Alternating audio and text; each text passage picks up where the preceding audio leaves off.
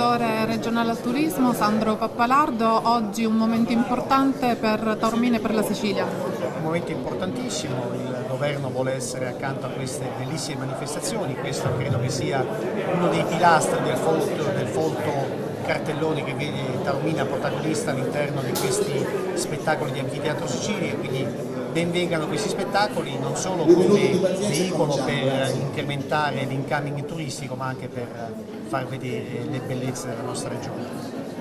L'impegno, la Regione è sempre presente in queste iniziative con il proprio impegno?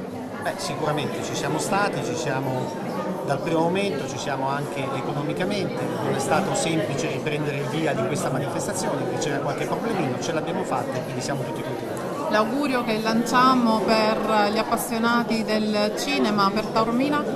L'augurio è che tutto vada bene, vi invitiamo in queste serate, quindi ci rivedremo in queste serate che vedranno tantissimi protagonisti del mondo del cinema qui a Taormina per vedere le bellezze di Taormina ma anche per vedere le bellezze della nostra regione siciliana.